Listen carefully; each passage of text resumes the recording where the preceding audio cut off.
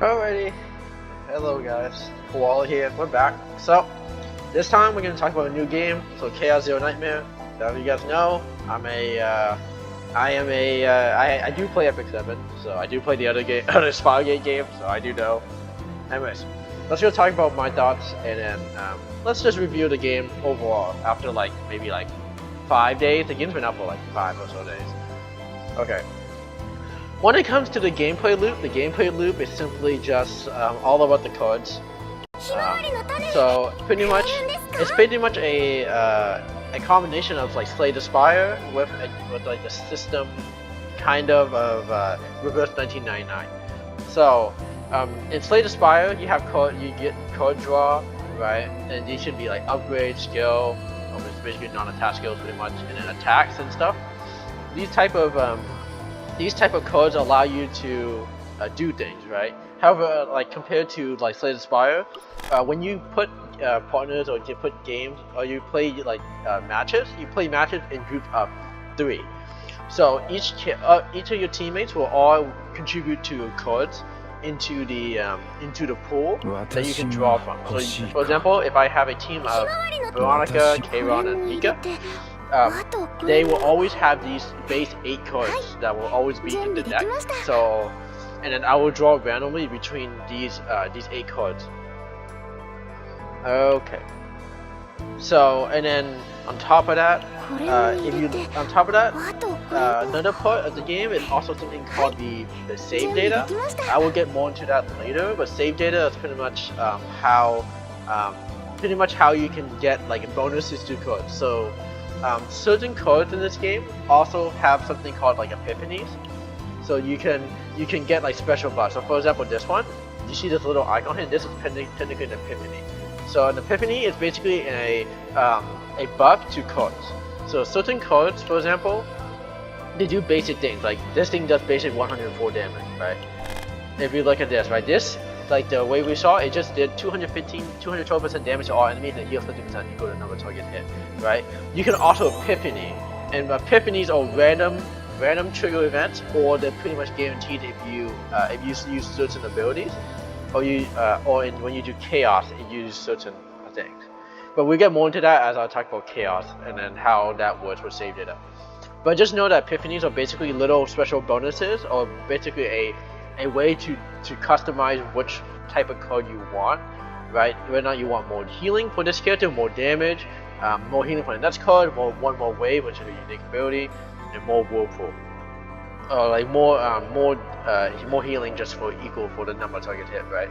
So epiphanies can only occur for certain specific cards. So for example, certain cards don't have it. Like for example, Delude doesn't have it, but if you see like Open Vanity, it has it, right? So see, it's not tied to the type of card. It's just tied to whatever has the golden looking bonus here. So for example, and then for her, it's Circle scheme, right, and stuff like that. So and then see, Upgrade doesn't have it, but of course you can get an upgraded version of it. It just doesn't have the epiphany and stuff, the bonus of it. Okay. When it comes to the next part, when it comes to progression, how does progression work in this game? So progression works in this game by breaking it up into multiple different aspects. So the first and foremost, it's leveling. So you want to promote your characters using their special promotion. You can level them up, right? You can level them up using you can level them up using these materials. These are like character materials. I'm just going to call them character materials. These will level your attack, your defense, and your HP, which are pretty consistent. Next up, we'll sort of look at the we have partners. So partners are basically like if you play Honkai Star Rail, if you ever played like any of the Hoyo games, except for I think all the Hoyo games, probably if you play Wither and Waves, you played any game like with that system, even Epic 7, right? Like this partner is basically like your light cone. It's like your artifact from Epic 7, your weapon. They are pretty much very specific. They are very specific to your class. So, for example, this is a ranger specific character, and then my character here, Veronica, is a ranger here. And she is I forget what element. You can look at it. She's a passion. So this is a passion ranger. Okay, so what are partners? Partners are basically, like I said, they're light cones, but they also come with a very special skill, an ego skill. An ego skill, a skill that you can only use once per battle. Not once per, like, whole chain of battle, but once every time you get into battle. So, ego skills are basically these overpowered skills that cost nothing, and they don't have any action cost. And then they draw you one, and then they give you an ego skill with an ego cost. So you can only you gain ego as you consistently fight, and you consistently get hit, and then you eventually can unleash these ego skills that do damage. But as I said, you can only do it one time per fight you do, and then you can do it as many times as how many fights you have. So you have to be kind of careful with being able to swap between it. I should mention what I mean by one time per fight means that if your fight is like a resource fight where you do it in consistent chains, right? So you do one after the other, this ego skill will not refresh. It's only when you move on to another map area that will refresh. When it comes to save data, of course, save data is another way, which we will talk about when we go into the chaos section. So save data is a way to use rapid fire, illusion like fire preparation, quick draw, performance prep, and point of resolution. Repose, negotiate, and repose, right? So these are basically how you get upgraded versions of your cards on top of extra cards you can get. So like quick draw here is not a card that's attached to any one of these characters. It's a unique card that you can pick up in chaos, and they are basically extra unique effects. Like negotiate is another one of them, right? And then potential is another way to upgrade your characters. Potential is basically like your skill tree. You upgrade potential and you gain like a little bit bonuses. So you gain like 2% for basic card damage, 2% for unique card damage, 2% for usual card damage, some crit rate, some crit damage for her specifically. And then these are always consistent. So you always get the Epiphany bonus, which is you gain one extra random rare card to Epiphany, which is common. This is a unique effect but that is very common for everyone, because every character will always have an effect that usually increases some percent chance or some percent of something. This is also a very common consistent one that's consistent between everyone, where it just increases damage for their main ability, and if you have more than 500 attack, it does another percentage. And this is also very common, where for every 1%, for every so much attack exceeding something percent, exceeding so much value, you gain percent. This is very common. These two substats are very uncommon. They're not uncommon. You always hear, but they change depending on which character you have. For example, if we look at Kayron, right? Kayron's potential is different. So he's a DPS. So like Mika's potential is different, right? She has stamina increase, which is HP, and attack increase, not crit damage, crit rate, right? If you look at this character, so basically it's consistent but not really consistent. It depends on which character you're talking about. Like Amir, for example, is defense. She has crit rate for some reason, and she has stamina. So it depends on the type of character. So she's a DPS and Kayron's a DPS. So that's fine. Okay, so in terms of next up, another way to and then when it comes to leveling up your characters, how do we level up characters in this game? Well, for one, we have growth. Growth is tactical training gives you all the materials you need to level up your character. Growth is basically where you get your money, so your unit is basically your money, your EXP for your characters, and your EXP for your partners. So they are separate. So you have to account for that. Next up, combatants. Combatants give you the combatant leveling up material that you can use to level up your combatants. So like, you know, let's say I have a striker, right? They're all unique.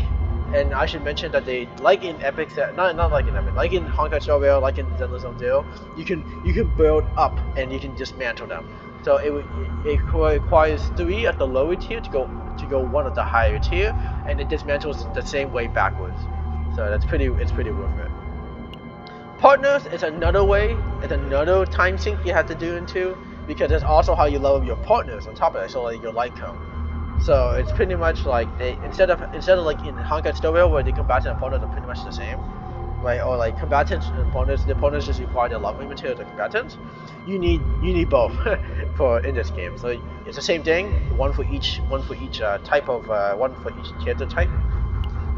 Potential is another thing. So as I mentioned with the talent tree, potential is how you upgrade your talent tree. You can use this, you can fight, gain potential here, and level up your potential based on your element. So It's not based on your class, it's based on your element. Memory fragments or your gearing system in this game. So all characters in the game have gearing, so you can also gear with void cards and stuff.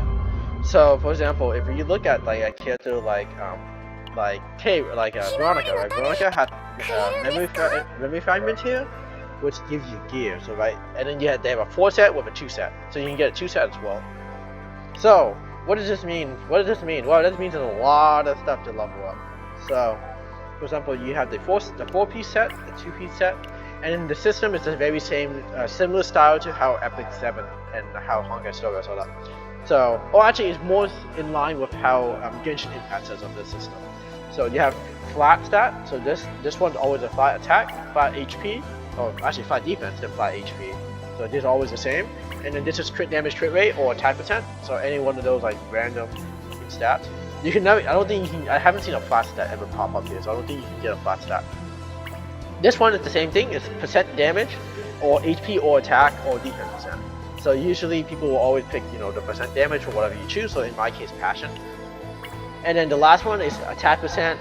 It's like the last last one of the original, like attack percent, HP percent, defense percent, and an ego percent, and an ego recovery, which is basically just more ego points, as I mentioned with the old skills. It's usually not really required right now because there's so many ways to kind of get an ego, and of course you're limited on how many times you can use it. So ego recovery is not really used currently, at least for me right now. I don't have a character that needs it.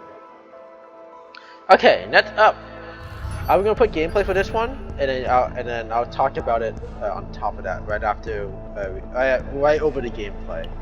So, when we look at Chaos Manifestation is basically your Divergent Universe of Honkai Star Rail. So your Divergent Universe, your Chaos, your Hollow Zero exploration, and like even if you play, I forget what it is. So if you play like, it's not really like Abyss Tower and Abyss 7 because that's different. But what it does is it has you fight over bosses like this, right? You fight bosses and you gain cards.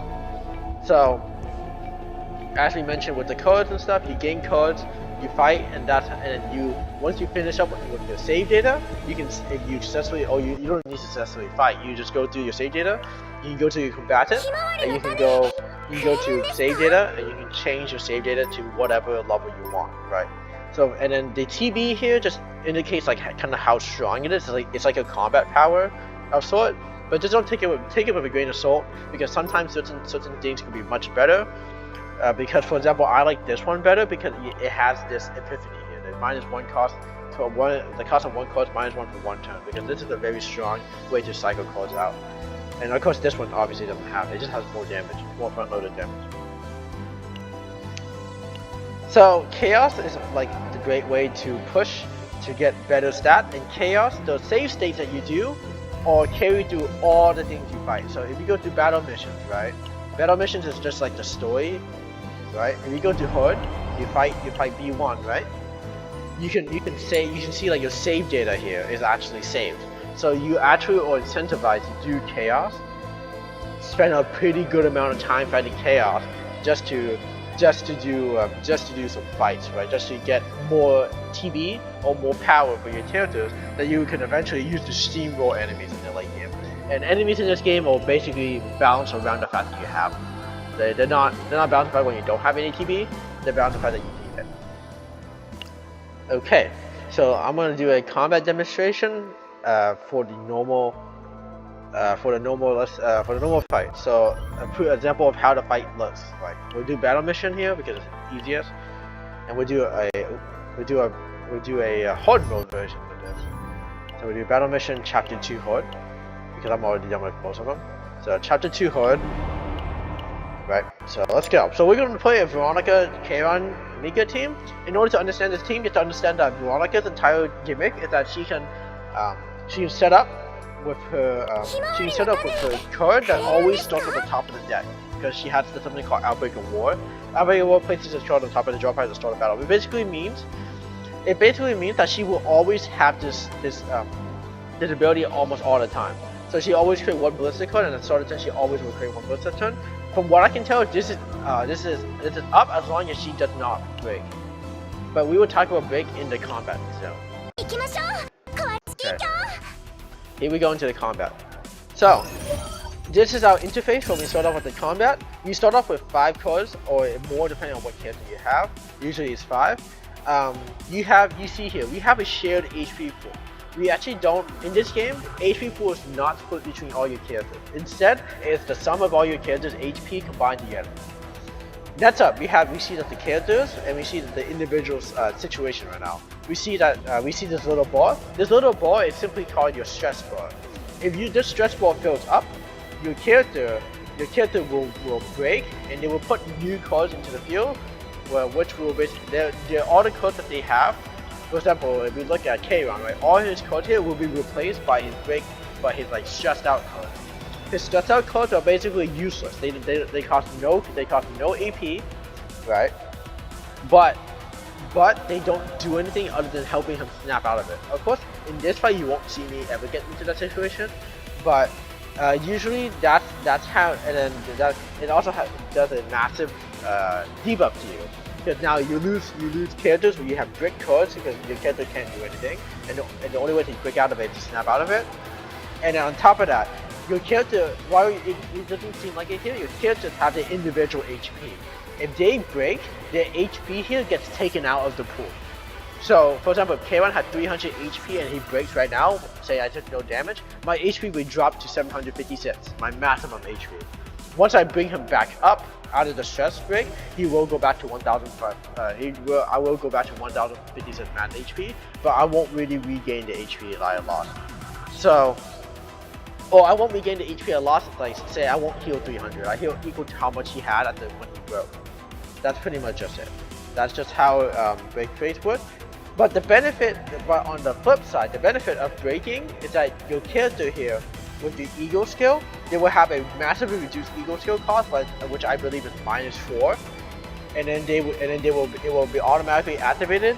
You can automatically activate it regardless of which setup is in order. So for the first one, we have ego skills, right? These are your ego skills. You can click here to determine like what they do. But ego skills are basically like you have these extra points here. These extra points cost no action value here, and they are basically just like an extra ultimate ability. They don't cost any action value, they don't cost any action points, and they just activate. You can activate them anytime you want, and they tell you the cost here. In this case, it's 5, right? So I need 5 extra points. Okay, looking at the enemies. The enemies here, they have a number here. This number indicates your action value. Every time you use a card that isn't like that, it doesn't have like the haste effect, right? If they do not have the haste effect, or they do not have the haste tag, as I like to call it, it will reduce it by 1. Once this timer gets down to 0, they will do whatever action they wanted to do. In this case, this means buff. In this case, this means they can do an attack and then a buff. So they do 2 things. On top of that, the little bar here indicates the weakness bar. Weakness bar just basically means if you break the bar, you will gain 1 action point back for the attack that broke the bar. And then from there, you can tell that they have passion weakness because their little icon here means their passion. And then you can see of course the HP bar. Next up, we see the graveyard. The graveyard indicates the cards that you do not, when you pick up, if you do not use these cards, they go back into the graveyard, and they basically are unavailable unless you have a card that can pick up a card from the graveyard, or you cycle your whole deck, and your whole deck comes right back from the graveyard back into your main deck. So it's pretty much like Satan's Fire, where whatever cards you discard, they're gone until you use all the other cards. Okay, so when it comes to combat, right, you take a card and you drop it. In this case, I want to upgrade. So an upgrade card gives an upgrade to your character, and it's just a 1-cost thing that's pretty much permanent. So, and then for this card, right, at the start of turn, you get 1 wave. This is also an upgrade card, so it will upgrade her for a little bit. Okay, next we can click on this ability, right? We can see what it does. So she has the loot, so she can get 1 wave. She can gain passion, she gains ballista, like that, she has counter attack. cool. Of course, now I have a quick draw. This is a zero cost outbreak of war, so it starts with a ability and exhaust. So exhaust basically means it just when it's used, the card moves to exhaust pile, which basically means that this card is just it's gone forever. You never pick it up. So we're gonna fire, do some damage. We can rally. This will give us a more damage. Oh, we get some water.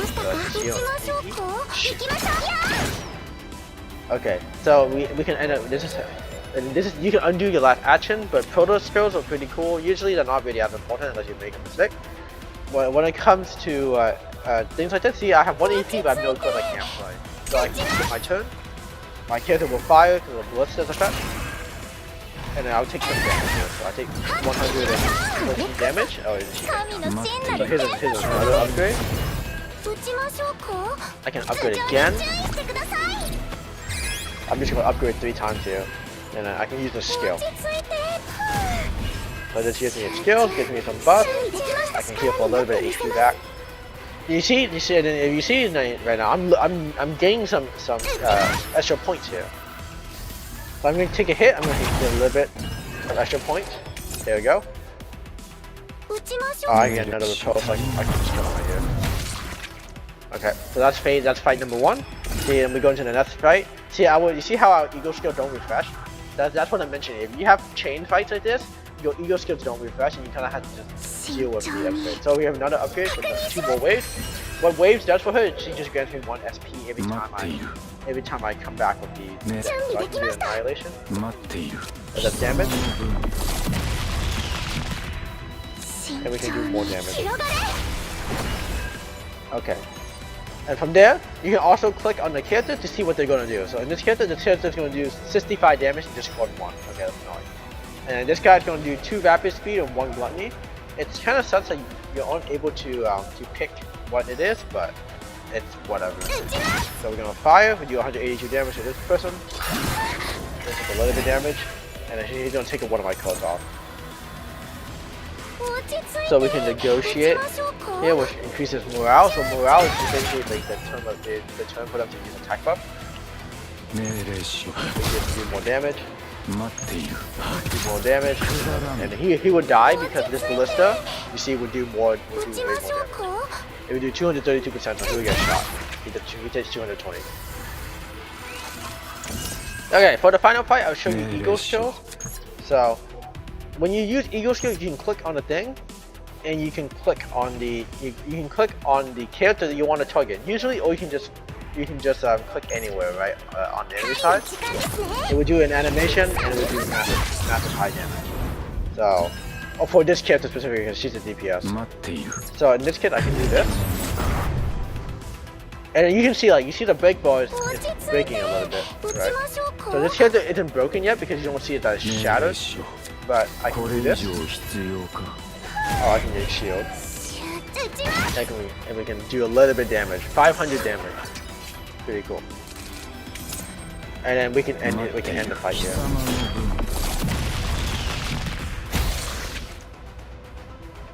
So that's the demo for the fight. It's all about just of course it's all about code play. So it's basically just Slay the Spire like on another level. When it comes to the next part, how do we get new characters? Gotcha, of course. It's an episode game. It's a trial game. So when we look at Haru, right? Haru is these 2 here are your limited summons. So these are characters that are common, that are limited. So they're basically very special characters that come out. They require these purple anchors, which is basically your pool currency. This crystal is basically your premium currency. And it's about, and I think it's right now it's 160 for 1. And of course you can get their very specific 5-star partner. This basically means that this weapon is very good with them. So you see, I try constantly get 2 more to do 20% damage. Blah blah blah. Right? This is very good for the character you're talking about. Next up, we have the normal rescue. The normal rescue are basically your standard banner. They come with characters that are very standard. So in this case, like Calippe. Magna, Rin, Olea, Maylin, Veronica, blah blah blah, right? Stuff like that. Then we have the normal 5-star partners. Of course, these are very specific to the character too. So for example, if I click on I believe it's Mon is the one for Veronica.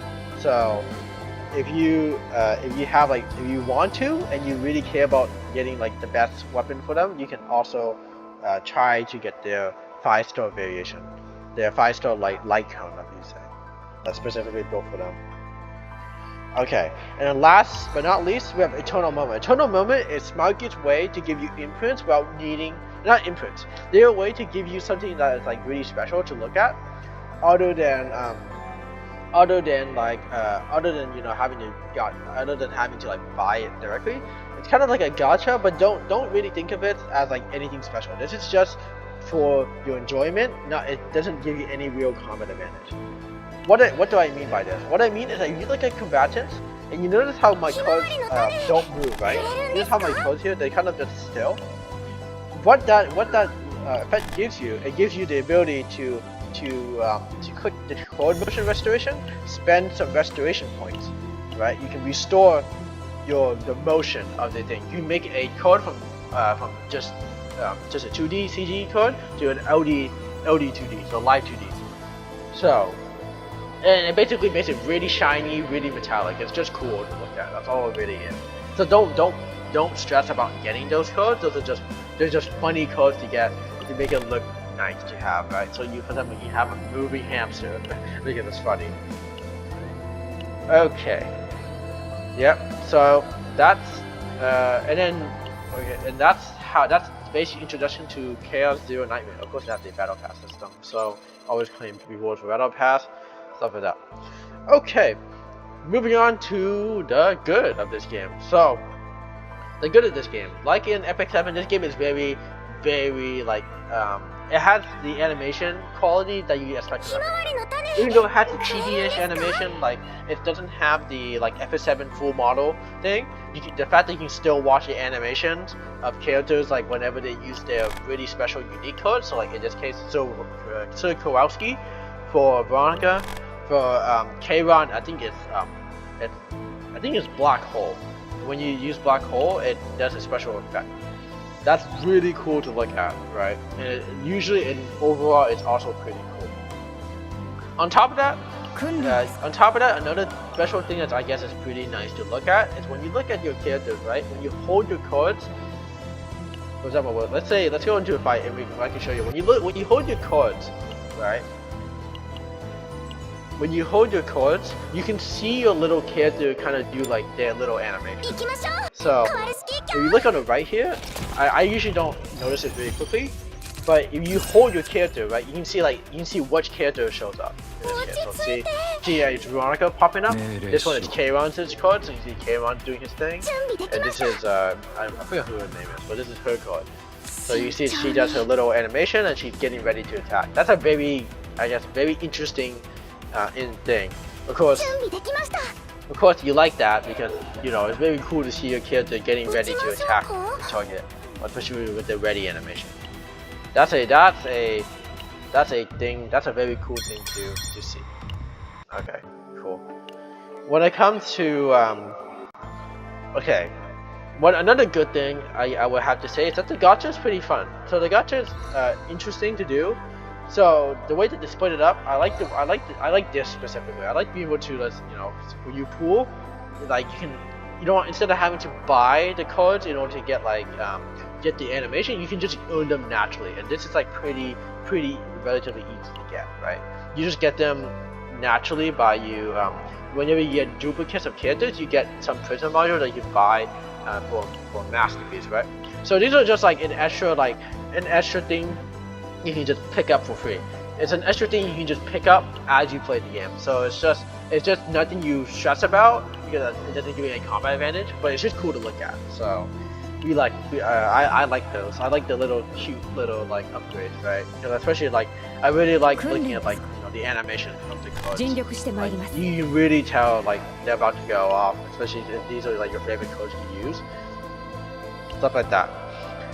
Another thing I really like about this card, and I know it's probably going to be considered neutral for some people, is I like the terminology. So I like a lot of the reading you need to go into for the cards, because coming as a Yu-Gi-Oh player who played Yu-Gi-Oh in the past, right? or like who played other card games, I'm fine with like sitting down and reading like what does Outbreak of War mean, what does unique mean, right? What did this card do? So she creates one blister and then creates one blister at the start of the turn. Okay. What does ephemeral does? What does it mean by it's unusable because it has no S? It's unusable, right? Unusable is not a tag here. It just shows that. And what does it mean by an extra attack? Right here, it does an extra attack. Well, extra attack is affected by critical chance and bonus damage. It's just an extra attack that it happens. Another cool thing too is that every character kind of has their own niche right now. Even though I would say that's kind of like an issue with the early game. Not really the early game, but the issue about like the early start of the game. There's nothing in the game right now that really says like you need like this character is required, right? So far you can kind of get away with it. As in like water barrier, source of water, right? Like all the characters have unique cards, so this character is a very she's a healer, but she's also an AP generator, which is really cool, right? On top of that, Eagle Skill is also a very cool thing to do. So this character creates 2 source of water cards and grants exhaust to it. Where exhaust basically just means it's gone forever. This basically this just means that you can't just have 500 source of water in your deck, which is just their way of balancing, like, hey, you can't just keep making sources of water and just have infinite AP. Especially if your source of water has an epiphany to draw 1 card. Alright, if you ever had a way to draw 1 card by using this ability, it'd be overpowered, like on another level. Stuff like that. And on top of that, you know, the character design is pretty cool. We have some very cool looking characters, interesting looking characters. Right. Of course with the animation and then the thing like that. On top of that, another thing I do like is of course the Oak City. You know, you have the Starshine Dinner. Of course, you have the buying of food to upgrade to help you in chaos, policy office, blah blah blah. Right, stuff like that is pretty cool. You have no shop, so an extra shop, go in the thing, you upgrade your stuff, get materials, and stuff like that. Right, that's cool. I'm not gonna question that.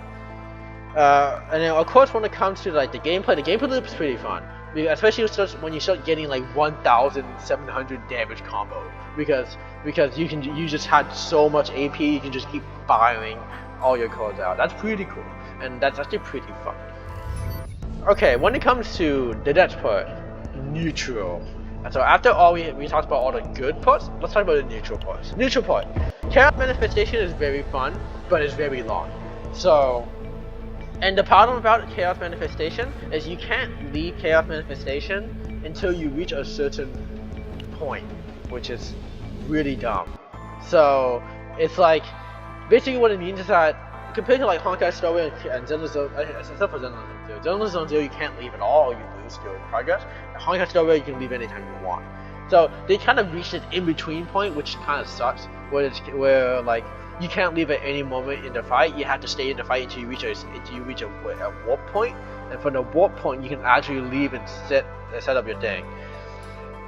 So that's a positive. Chaos is fun because you're just continuously doing battles, you're continuously getting stressed, and eventually you get stressed out because of how long the fights can go. The negative is that the fights seem to take a long time. It just takes forever. Like you can slug that out for half an hour because of how many fights you go through, or because of the boss may take them forever to fight. Stuff like that is kind of fun, but kind of not really fun at the same time. It may take forever. And then another neutral thing is that sometimes, you can get brick hands, but that's just more like a haha, welcome to play Slay the Spire, right? So I wouldn't really count it against them. It's just like sometimes your hand just bricks, sometimes it's just the way it is. Another neutral thing I guess is to talk about is some mobs. There's way too many mobs in this game that for some reason, I wish there was a bestiary, but I wish with that there's a there's too many characters, there's too many mobs in this game in my opinion that just grant debuffs or grant cards. I believe like granting cards is fun in moderation when like they give you like really crappy cards that you don't want to deal with, right? But it just seems way too common. It seems like every other mob, so half the mobs seem to always put cards into your deck. They don't put debuffs, they don't really do anything. They just put a card in your deck that just basically breaks your hand.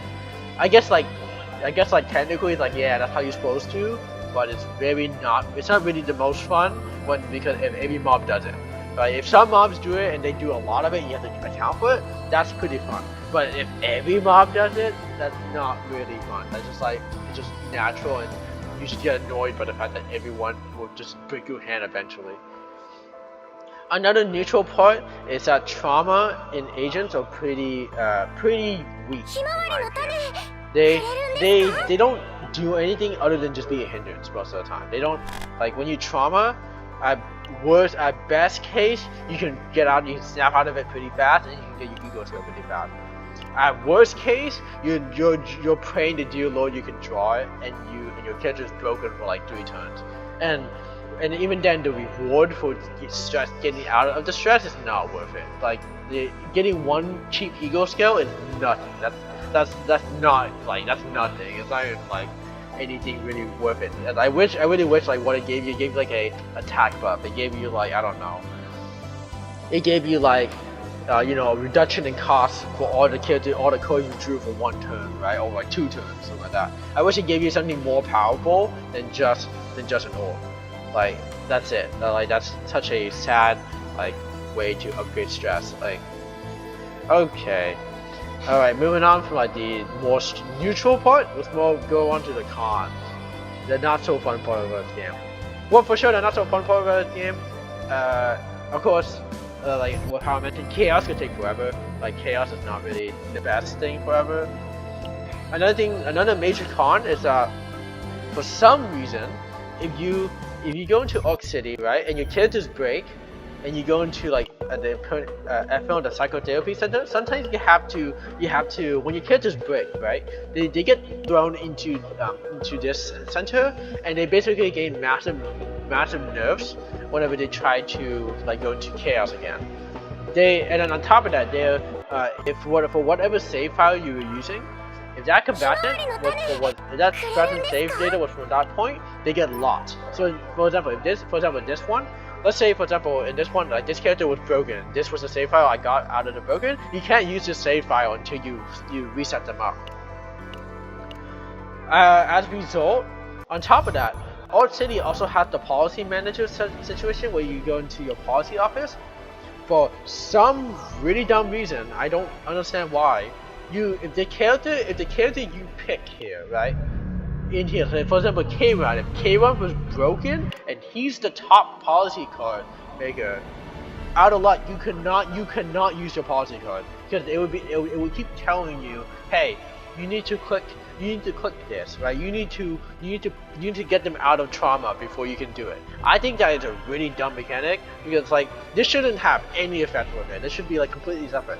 Like the effect should be just gameplay wise, like fight wise, not Orc City wise. Because that just feels really unfun. It just feels like you just get locked out because you can't do it because you haven't used a character that you really like. Like you say, I really want to see Veronica all the time in my policy. It doesn't do anything other than just make it look cool, right? Yeah, I want to see more Veronica in my fight. Okay, but the problem that sucks is the problem that sucks, right, is that they say nope, your Veronica is broken. I'm sorry, you can't use this character until you're doing. And maybe if you have 2 other policies behind and Kayron's the front one, too bad. You have to fix Kayron before you can go through the other 3.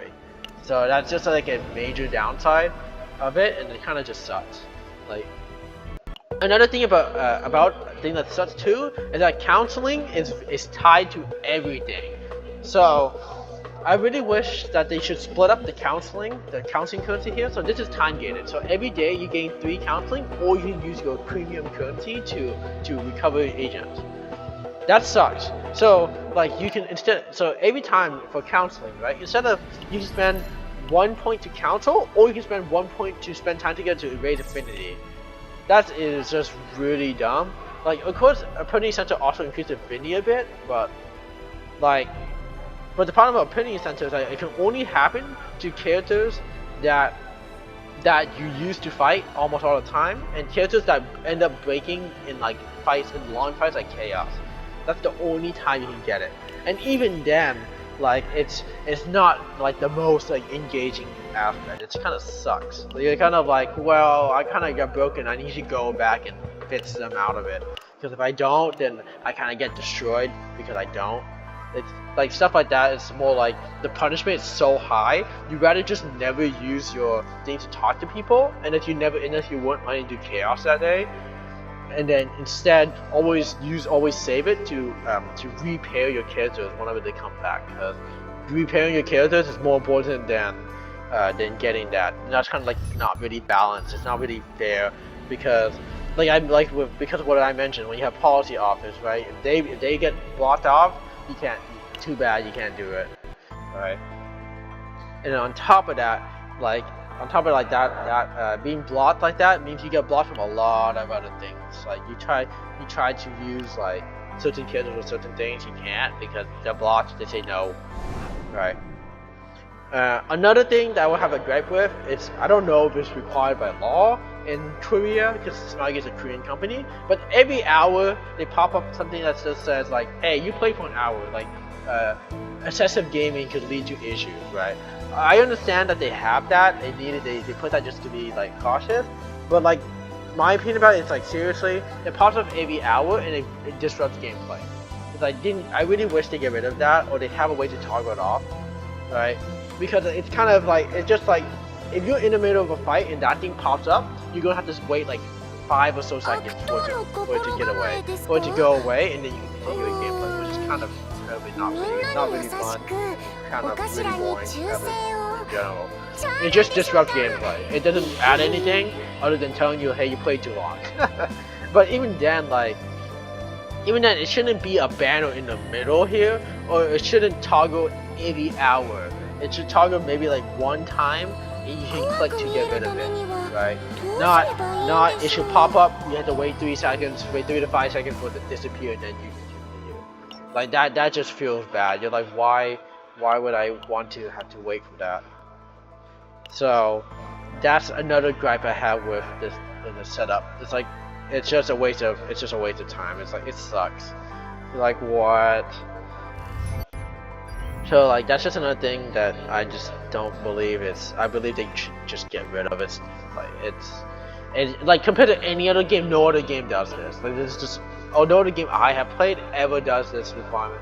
Like for people who play more than an hour, they understand they're playing more than an hour. They're not like saying, oh, I'm worried I want to play an hour. If you have people who are more like, I only want to play an hour, they will have a timer. Or they're smart enough, they will have a timer. They wouldn't need a reminder every hour that they played for an hour or 2 hours or 3 hours. Like maybe I AFK'd, right? And I'm not playing the game, I'm just AFK. And then it's like, well, it pops up because the game thinks I'm playing, but I'm not. So that's another like negative of it. And I guess to say one final more negative of this game, I guess it's the animation time. Sometimes the animation could take a little bit too long. So I wish there was a way to speed up the game. Because for example, like sometimes you see in the gameplay, so let's say I want to do gameplay right here, right? Let's say I want to do all my cards pretty fast, right? So let's do like hard mode here to clear another map. So let's say we fight this. Let's say I had this setup, right? Let's say I'm being really fast, right? So let's say I know I'm gonna do this, and upgrade, right? And then you see how long it can take. See, there's a little bit of lag time here because of the animation time. I wish there was a way to make it faster.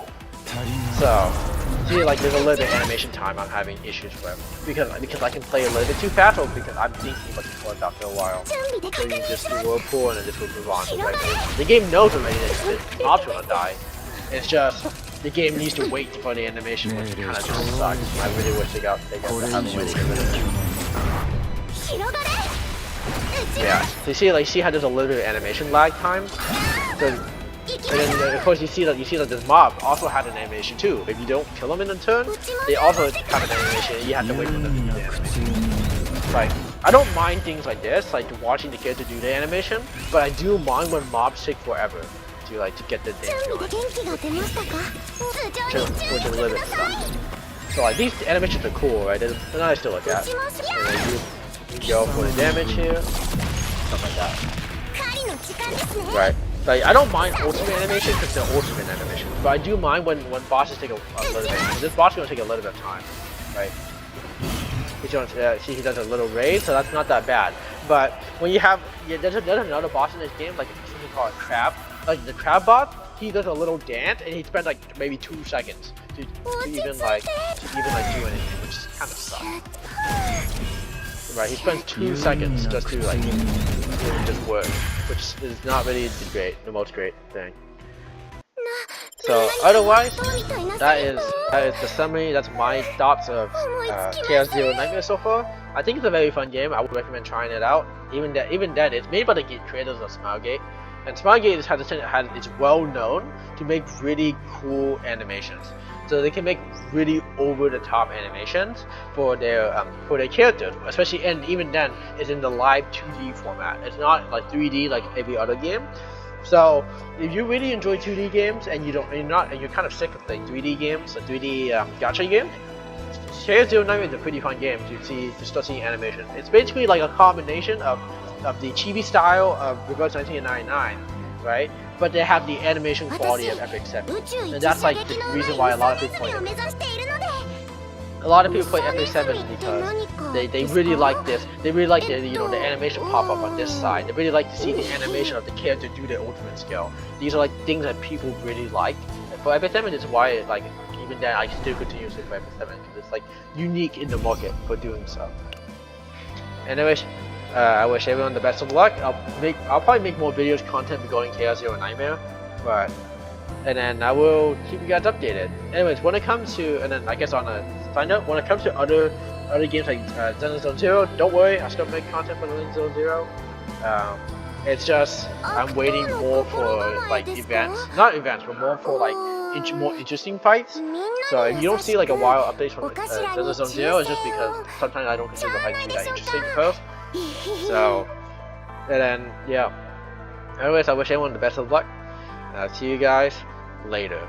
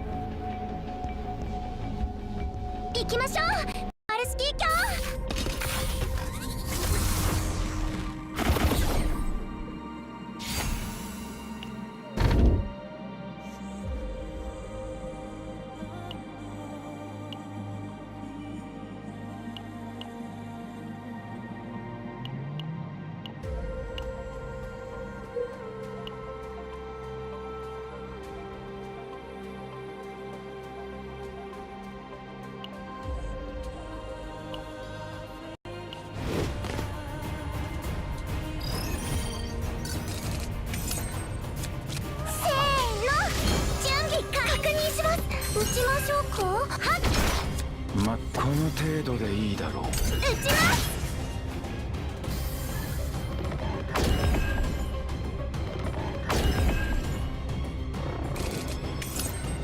落ち着いて。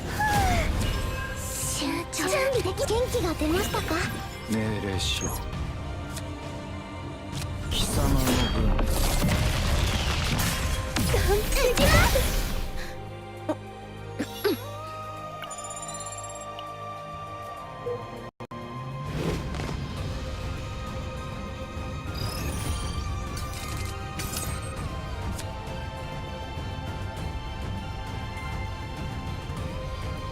撃ちます。せーの、準備完了。確認します。元気が出ましたか？行きましょう。新脚に立ちましたか？撃ちます。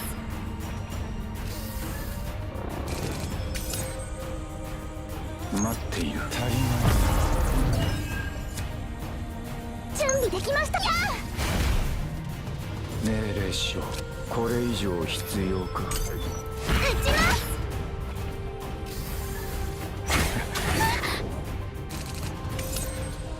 待っている。撃ちましょうか。命令しろ。貴様の分。これこそ神の真なる天罰なのです。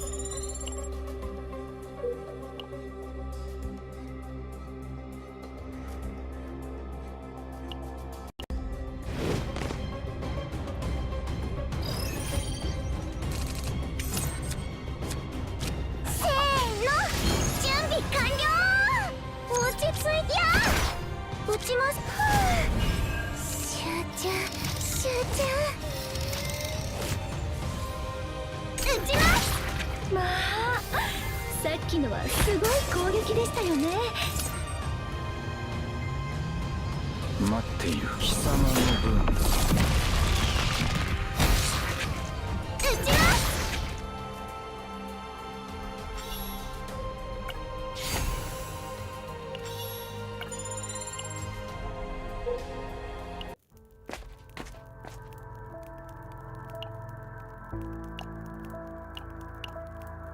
頼ってくれてもいいですよ。せ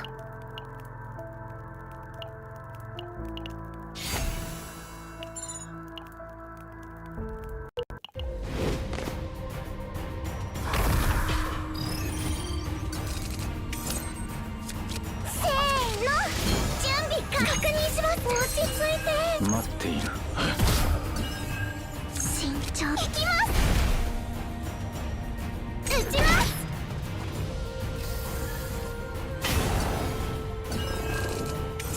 打ちましょうか。集中命令し集ろ。中。流れる水は止められません。待っている。空気を元気が出ましたか。元気が出ましたか。打ちます。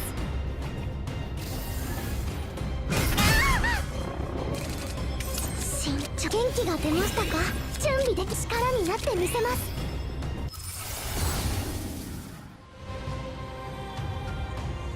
役に立ちましたか。命令しろ。足りない。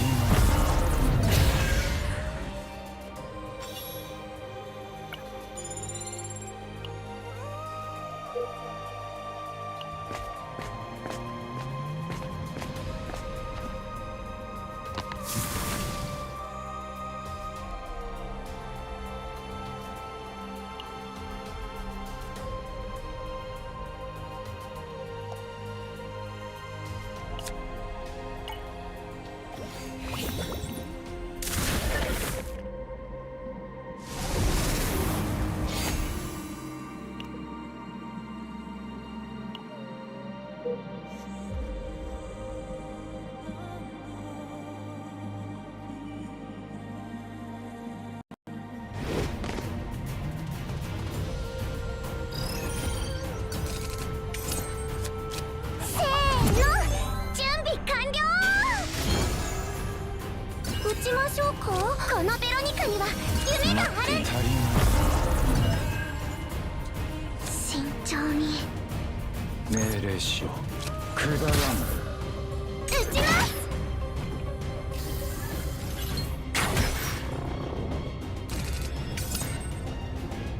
待っている。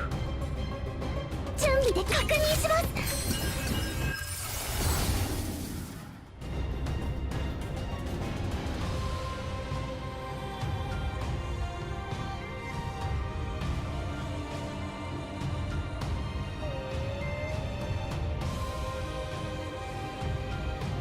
貴様の分。慎重に。準備できました。命令しろ。この程度でいいだろう。打ちます。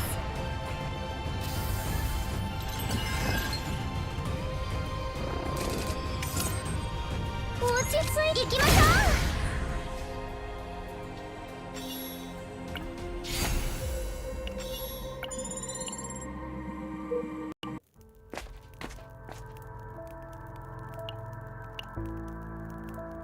疲れたな。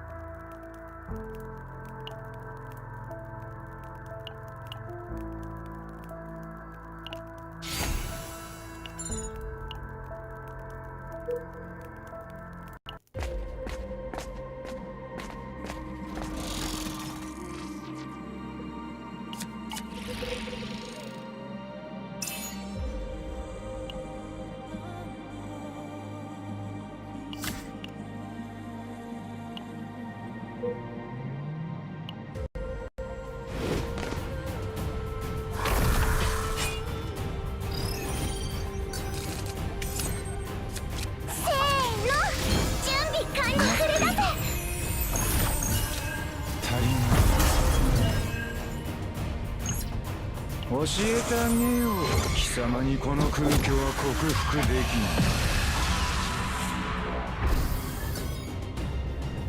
撃ちます。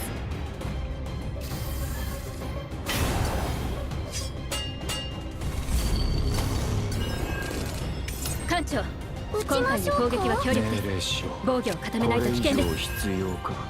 落ち着く。集中し、撃ちましょうか。や撃ちます撃ちます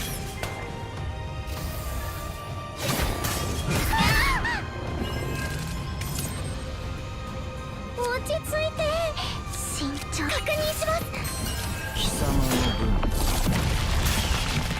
これこそ神の真なる天罰なのです。このベロニカには夢がありました。手伝います。撃ちます。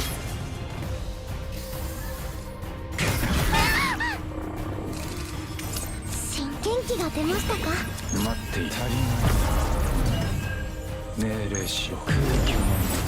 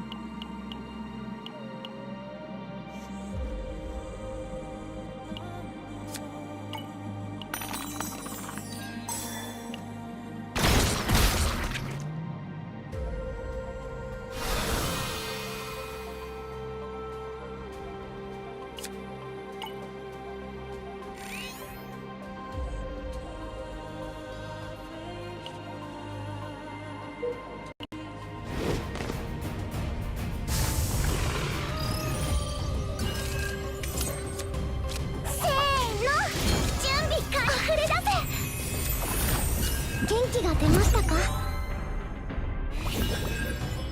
準備できました。広がれ。命令しよう。貴様の分。まあ、さっきのはすごい攻撃でしたよね。待っている。命令し、この程度でいいだろう。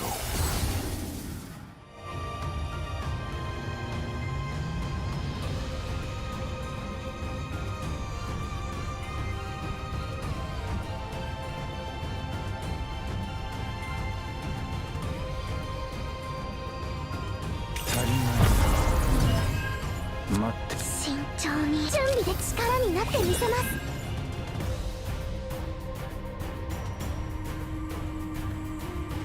撃ちます。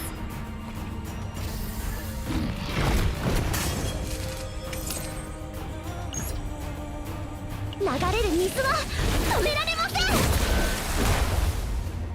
慎重に確認します。命令。空気を待っている。有意義な苦痛に。備でき元気が出ましたか。役に立ちましたか。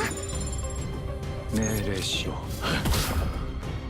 準備できました。元気が出ましたか。準備できました。手伝います。撃ちます。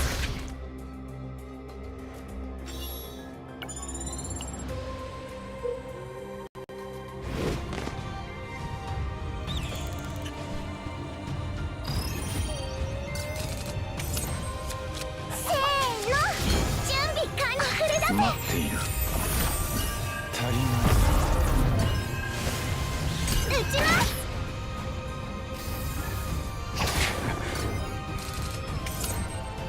落ち着いて。集中集中。元気が出ましたか。命令しよう。空気の待って、これ以上必要か。確認します。撃ちます。艦長、今回の攻撃は強力です。防御を固固めないと危険です。撃ちましょうか。はっ。撃ちます撃ちます。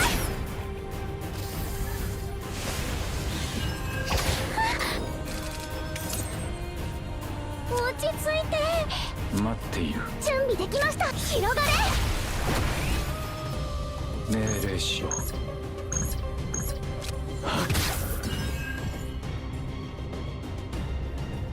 ちます。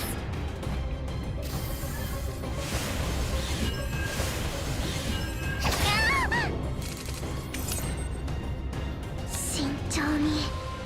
準備できました。手伝います。足りない。撃ちましょうか。行きましょう。準備できました。力になってみせます。撃ちます。これこそ神の真なる天罰なのです。慎重に広がれ。準備できます。気をつけて。撃ちます。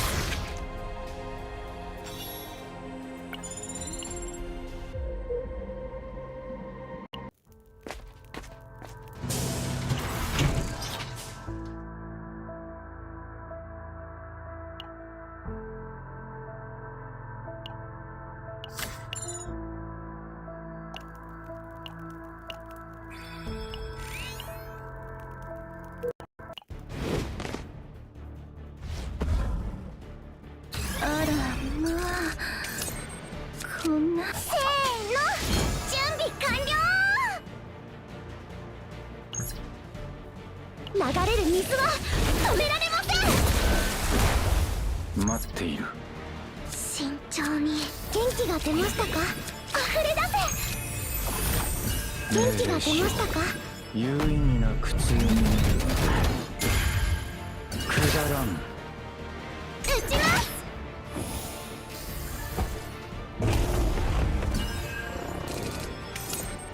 待っている。この程度。集中集中。落ち着いて。ゴアルスキー卿、これでいいですよね。準備できました。確認します。命令しよう。空気の撃ちます。待っている。元気が出ましたか。足りない。撃ちましょう。やあ、準備。役に立ちましたか。撃ちます。艦長、今回の攻撃は強力です。防御を固めないと危険です。力になってみせます。慎重に。役に立ちました。撃ちます。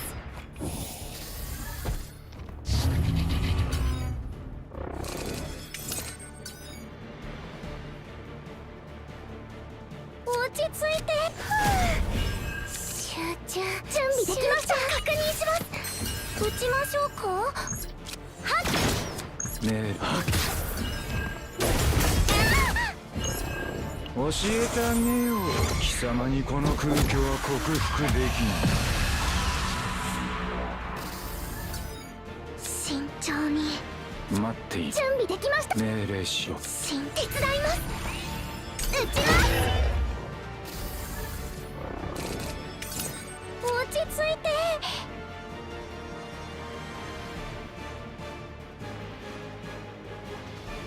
待っている。撃ちましょう。アルスピーカー。これで有意義な苦痛になる。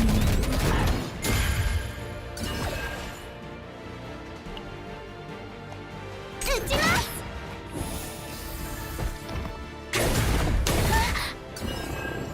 ウサギ、ネズミ。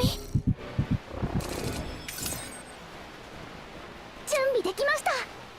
命令しろ。空虚の中待っている。足りない。慎重に。準備で元気が出ましたか？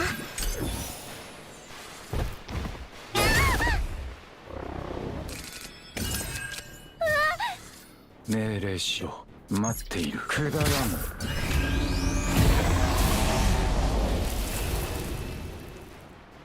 神のご加護に感謝いたします。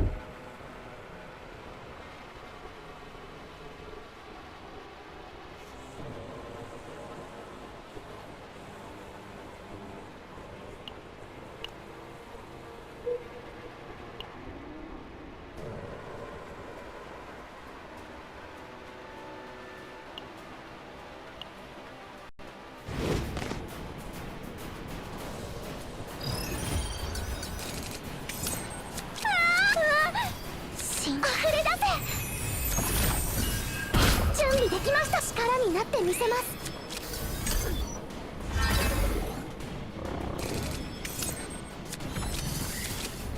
格闘は悪くないとダメですから。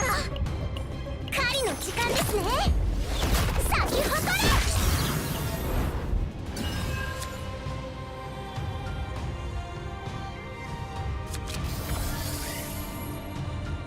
れ。命令しろ。足りない。元気が出ましたか？待っている。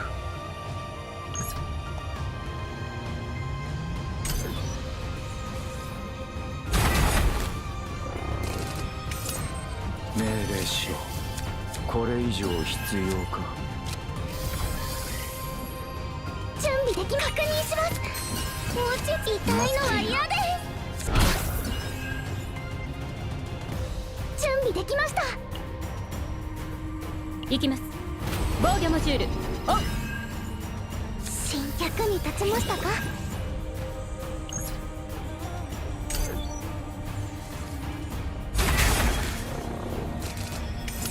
命令しろ。この程度でいいだろう。待っている。命令しろ。空虚の中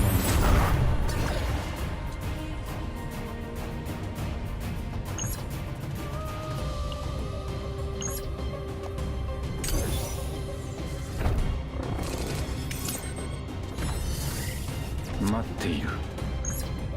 有意義な苦痛になる。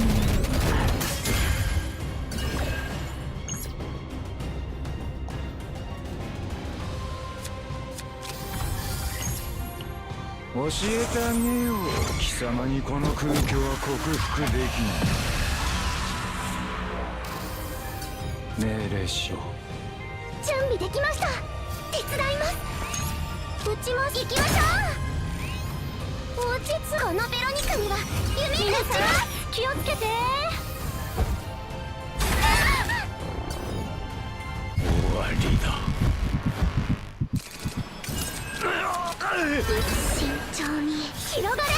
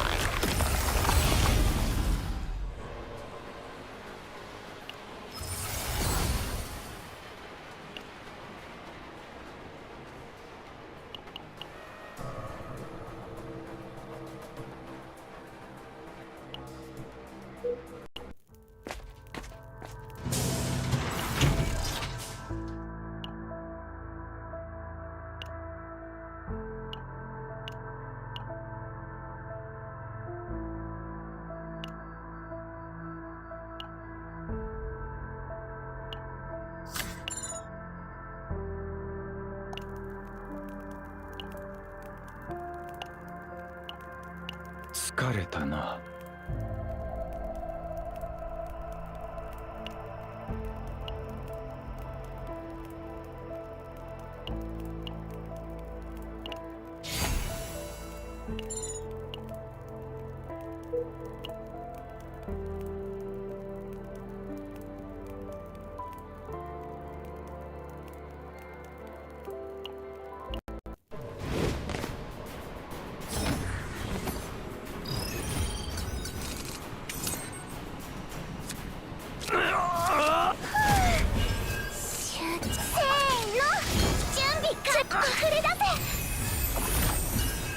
になってみせます。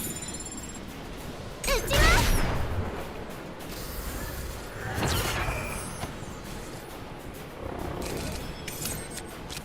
だけは変わらない。教えてあげよう。貴様にこの空虚は克服できない。撃ちましょうか。待っている。あれ防げた。撃ちましょう。このベロニカには夢確認します。くだらん。撃ちます。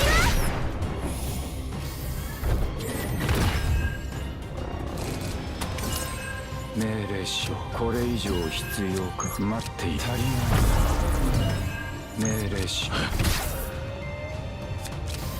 撃ちます。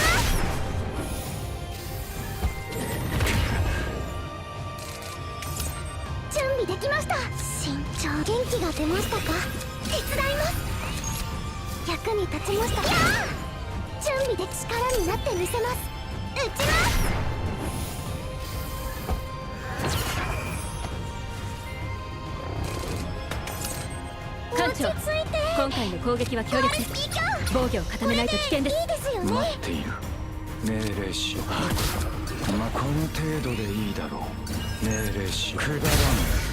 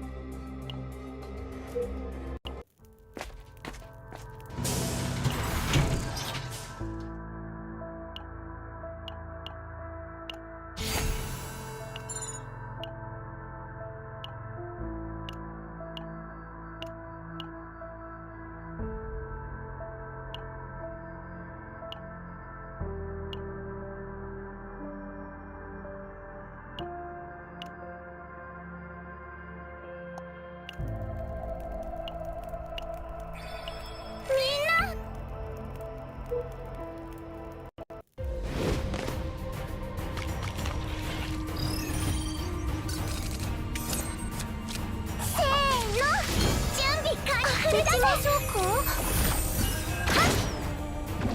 慎重に。役に立ちましたか。撃ちます。撃ちま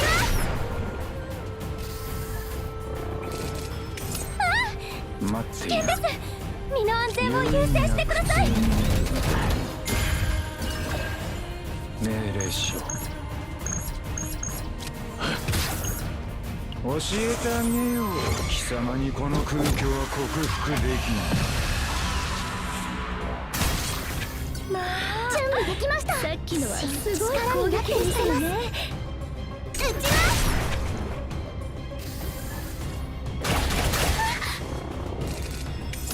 準備できました。手伝います。元気が出ましたか。待っている。これ以上必要か。落ち着いて。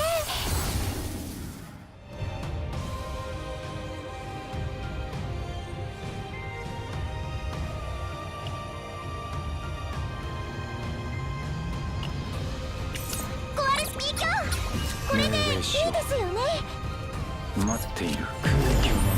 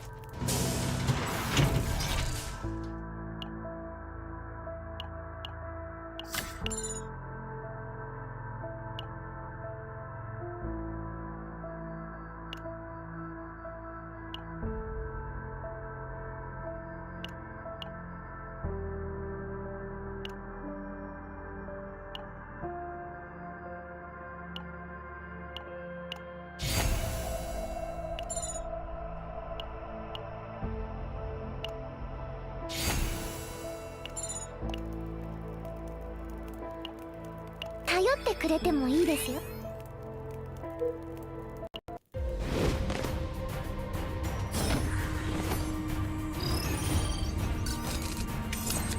せーの、準備か。手伝います。溢れ出せ。撃ちま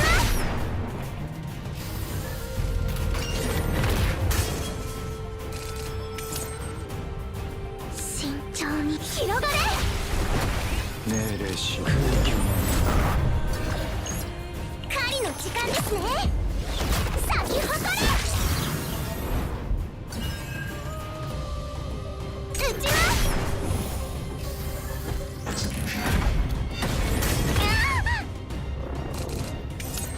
待っている。この程度。コアルスキー卿、これでいいですよね。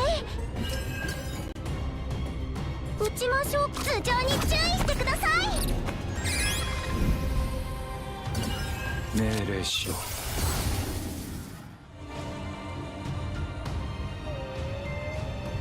これ以上必要か。準備できました。役に立ちましたか。落ち着いて。慎重に撃ちましょうか。準備できる。力になってみせ。撃ちます。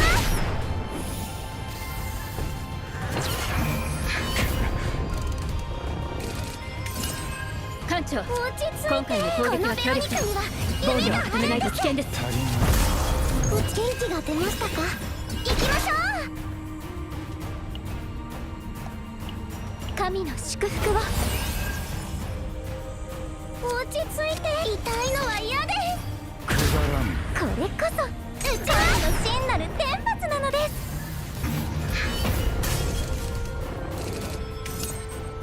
慎重に確認します。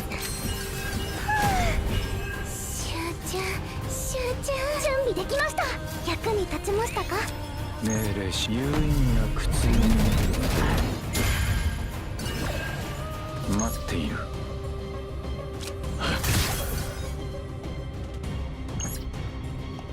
撃ちます。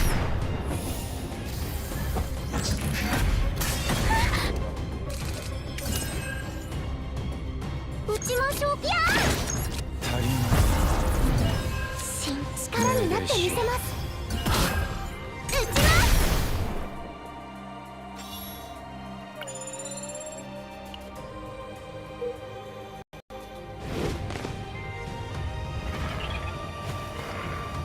こいつはちょっと強そうですが、どうでしょう。せーの、準備か。溢れ出せ。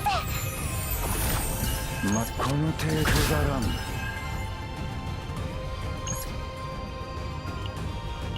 狩りの時間ですね。咲き誇れ。撃ちます。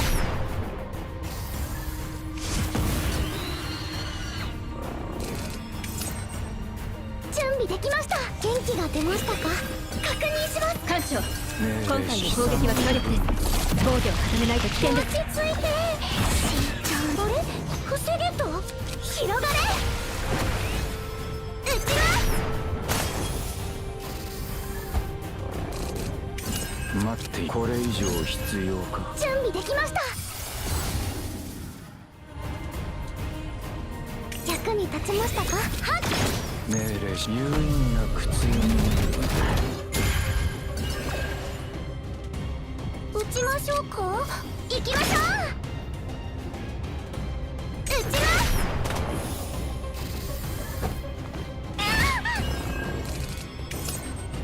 す。慎重に手伝います。力になってみせます。落ち着いて。待っている。撃ちましょうか。命令し。貴様の分。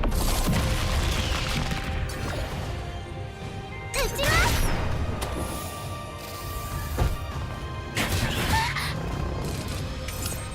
準備できます。役に立ちましたか。頭上に注意してください。待っている。足りない。命令しよう。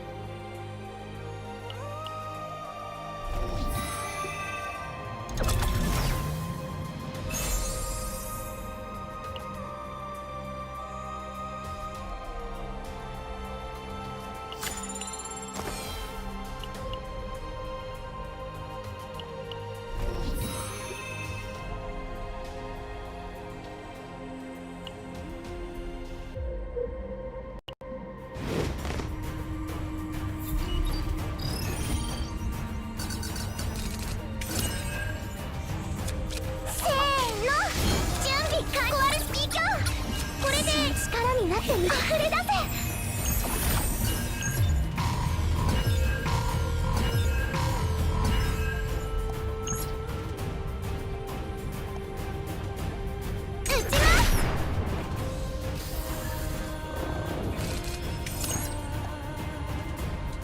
待っている。命令しよう。準備できました。確認します。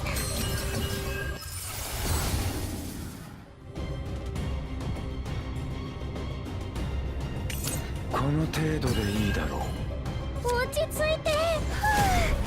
集中集中。待っている。貴様の分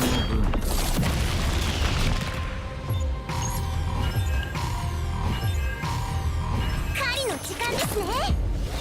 咲き誇れ。新脚に立ちましたか。撃ちま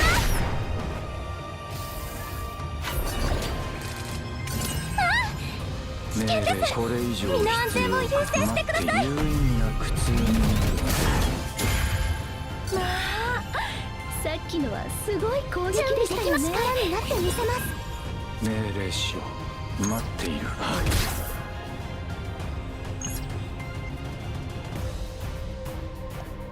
教えてあげよう。貴様にこの空虚は克服できない。撃ちま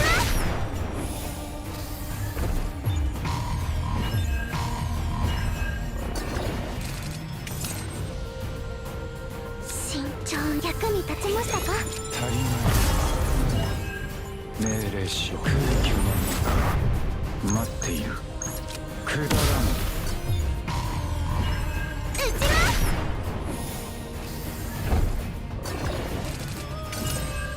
命令しよう。待っている。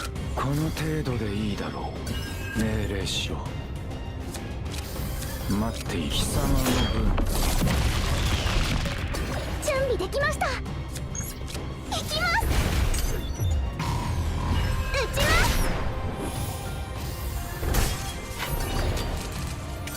命令しよう。有意味な苦痛に。力になってみせます。元気が出ましたか。やあ。待っている。これ以上必要か。撃ちます。撃ちます。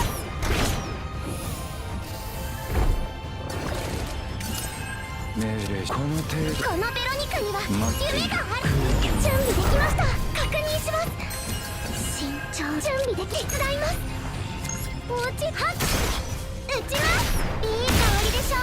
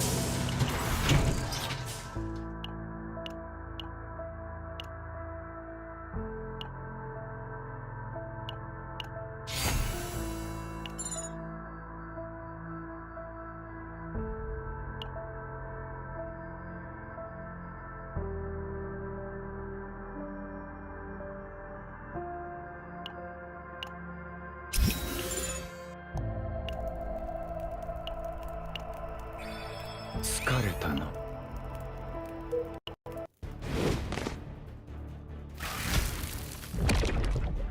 スキャンの結果、非常に危険度の高い強敵です。せーの。準備完了。足りない。命令超越。待っている。慎重。溢れ出せ。教えてあげよう。貴様にこの空虚は克服できない。撃ちま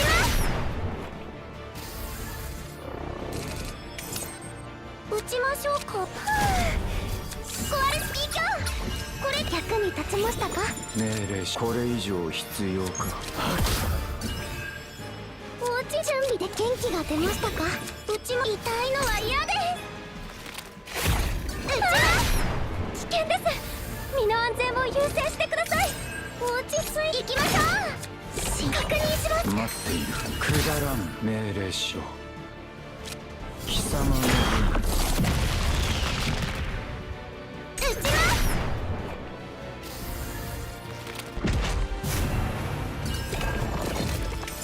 す。待っている。この程度でいいだろう。手伝います。撃ちましょう。いや準備できました。力になってみせます。撃ちます。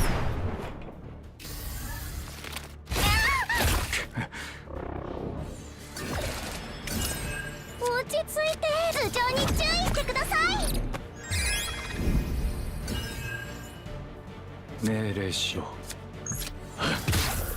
待っている。命令しろ。貴様の分。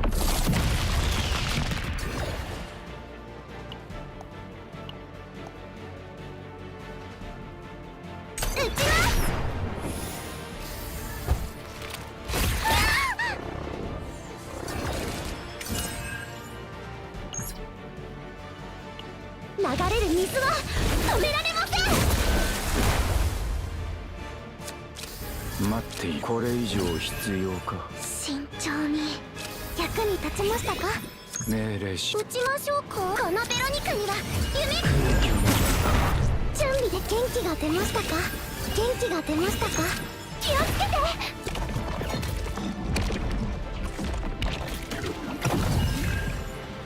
撃ちます。落ち着いて。撃ちましょうか。はい、行きましょう。この程度でいいだろう。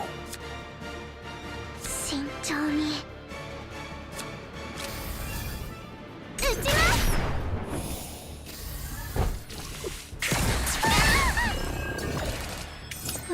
落ち着いて。今準備できました。撃ちましょう。壊れすぎじゃないかしら。これでいいですよね。慎重に。元気が出ましたか。貴様の分。準備できました。命令しろ。待っている。貴様の分。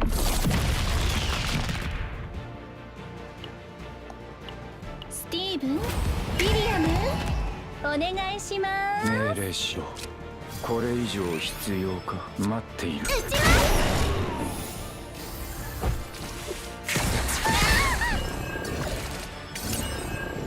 終わりだ。慎重に。落ち着いて。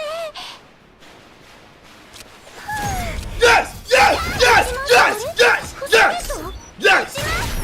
No! No! Yes! Yes! Yes! No! No! Mission accomplished. Good work. 見とれるような指揮でした。このまま帰還されますか。